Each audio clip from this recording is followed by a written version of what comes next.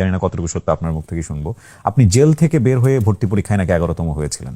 জি, এটা আপনারা জানেন কিনা জানি না, তার মানে ও কি পরিমাণ মেরিটোরিয়াস, এবং ঢাকা ইউনিভার্সিটিতে সেটা হ্যাঁ, ঢাকা ইউনিভার্সিটি। কি স্টোরিটা আমাকে একটু বলেন তো। আমি বেসিক্যালি আমার ইন্টারে ইউনিভার্সিটির সিলেবাসটা শেষ করি। তো আমাদের যে দারুন নাজাতে সাধারণত ওই সময় সব কলেজেই আমরা কিন্তু চিনি জানি যারা ফার্স্ট বয়। তো প্রত্যেকের মধ্যে একটা চ্যালেঞ্জ হতো কি এবার ভার্সিটিতে ফার্স্ট। আপনি দারুন নাজাতের স্টুডেন্ট? আমি দারুন নাজাতে ছিলাম। এই দারুন নাজাত সম্পর্কে সম্ভবত আমাদের আজহারি একটা বক্তব্যে কোন একটা কিছু বলেছিল, যে এত ভালো সিনিয়র্স ছিল। ওকে, মিজানুর রহমান আজহারির কথা বলছি। জি, সিনিয়র ছিল। তো সেই দারুন নাজাত সিদ্দিকী। ওকে।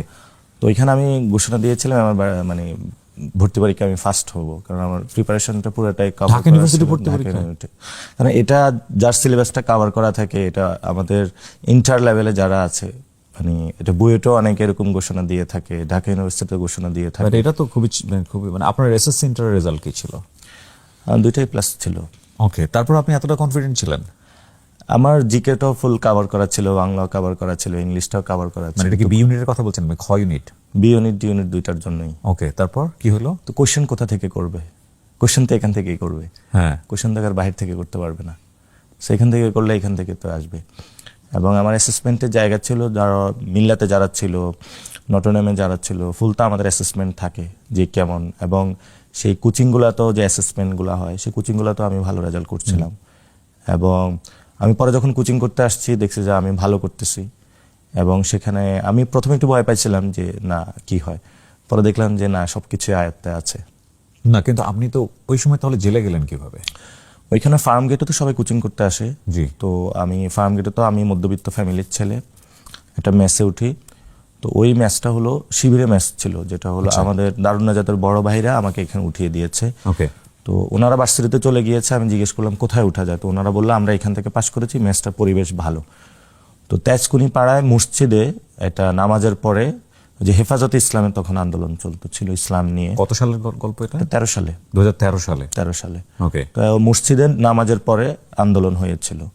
তো আন্দোলনের সময় হলো যারা আওয়ামী লীগে তারা আন্দোলনে বাধা দিয়েছিল, কিন্তু মুসল্লি যারা, ওরা তো পলিটিক্যাল না, একদম সাধারণ মুসল্লি, তারাও ওকে সাইড করে চলে গিয়েছিল। তো রাতের বেলায় হলো ওই জায়গাতে মেসে পুলিশ আসে, এবং আমি বাংলা শীট পড়তেছিলাম। তো এসে সবাইকে মারধর শুরু করে। তো আমি তো তাকায় আছি, এরা কই থেকে আসলো, বড় বড় অস্ত্র সবকিছু। পরে আমাদেরকে মারলো, পরে চোখ বাইন্দা থানা নিয়ে গেল। তো থানা নিয়ে রাখলো, নির্যাতন করলো, রাতের বেলায় ডাকলো, যেদিকে রিমান্ডে নিয়ে গেল। তো আমাকে প্রথমে অনেক মারছে, পরে আমি সেন্সলেস এসে আবার ধরে নিয়ে গেছে। ওহো। তারপরে পা উপরের দিকে দিয়ে, মাথা নিচের দিকে দিয়ে আবার মারছে, মারার পরে আবার সেন্সলেস এসে নিয়ে আসছে। তো আমি তো দারুন নাজাতের কারণে আমি দেখা গেছে সব ওয়াক্ত নামাজ পড়ি। তো আমি দাঁড়াতে যাচ্ছিলাম, দাঁড়াতে পারছিলাম না, পরে ডান পা ভেঙে দিয়েছিল তারা। তো আবার নিয়ে আমাকে মারছে। এইরকম আক্রোশ হওয়ার কারণটা কি? মানে আপনার তো কোনো ধরনের ব্যাকগ্রাউন্ড ছিল না যে লাইক আমি জিজ্ঞেস করছিলাম যে আমাকে ধরে নিয়ে আসছেন কেন, বললো আজকে 24 জনকে ধরতে হবে, এর মধ্যে তুমিও আছো। মানে তাদের প্রত্যেকটা থানা একটা কোটা থাকতো, পুলিশের উপর একটা বার্ডেন ছিল। এখন যারা অ্যাকচুয়াল ফাইটার তাদের তো আসলে ধরা যায় না, তাদের সব ধরনের অ্যারেঞ্জমেন্ট থাকে, কোথায় পালিয়ে যাবে, কোথায় কি করবে, অথবা যারা ওই সময় পলিটিক্যালি খুবই ওই সময় আন্দোলন করতেছিল। তো ওইখানে হলো শিবিরেরও কিছু লোক এসে রাতে ছিল। তো ওরা এটাকে সেফ জোন মনে করছে, তাদের ফোন ট্র্যাকিং করে আবার এইখানে এসেছে। আমরা একদম অধিকাংশ স্টুডেন্ট ছিলাম, এবং আমাদের অনেকের এই জীবনটা ব্যাহত, মানে আমরা যেই এক্সপেকটেশনটা ছিল যে ঠিক আছে একটা ট্রমা ছাড়া এই জীবনটা একদম ইউনিভার্সিটি যাবে, ইউনিভার্সিটিতে ভর্তি হব, টিচার হব বা বিসিএস দিব, এটার মধ্যে ছিল। ওইখানে আসলে জীবনের বাঘটা ঘুরে যায়। তো আপনার পাটা ভেঙে গেল, তারপরে? পা ভেঙে তারপরে আমি তো দাঁড়াতে যাচ্ছিলাম, পরে দাঁড়াতে পারতেছিলাম না। পরে বললো যে তুই তো আসলে শিবির, তুই নামাজ পড়তেছিস। তো আমি বললাম আমি তো নামাজ দারুন নাজাত থেকে পড়ি, দারুন নাজাতে তো আসলে এটা করা যায় না। তো পরে আবার মারলো, মেরে রেখে দিল। তো ওইখানে আসলে জায়গাটা ছিল খুবই স্যাঁতস্যাঁতে, থানার যেটা, এটা আসলে চেঞ্জ করা উচিত বাংলাদেশে। পানি নাই, ওয়াশরুমের খুব বাজে অবস্থা, এবং আপনি যে শুইবেন ওই জায়গাটাও নাই, এবং দিন রাত আপনি পার্থক্য করতে পারবেন না, ছোট একটা বাল্ব জ্বলে। তা আমার বেসিক্যালি ওইখানে তেজগাঁও থানাতে ছিলাম, তো পাশের থেকে মসজিদের আজান দিত যখন, তখন আওয়াজটা একটু পেতাম, ওইটা অনুযায়ী আমি ক্যালকুলেট করতে পারতাম কখন আমি নামাজ পড়বো।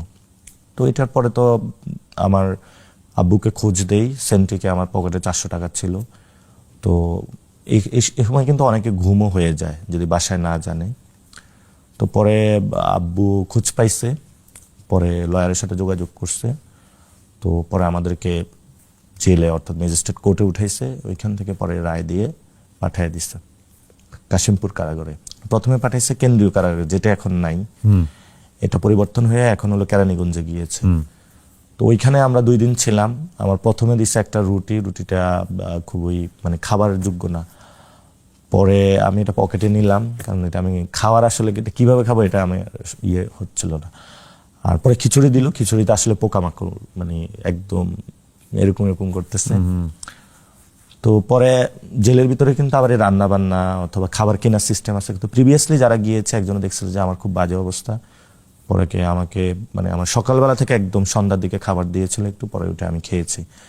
আর ওইখানে একটা নিয়ম আছে যে ইলিশ ফাইল, অর্থাৎ আপনি এইভাবে ঘুমাইতে পারবেন না, এইভাবে, অর্থাৎ ইলিশ মাছ যখন বিক্রি করে এইভাবে জায়গার সংকট।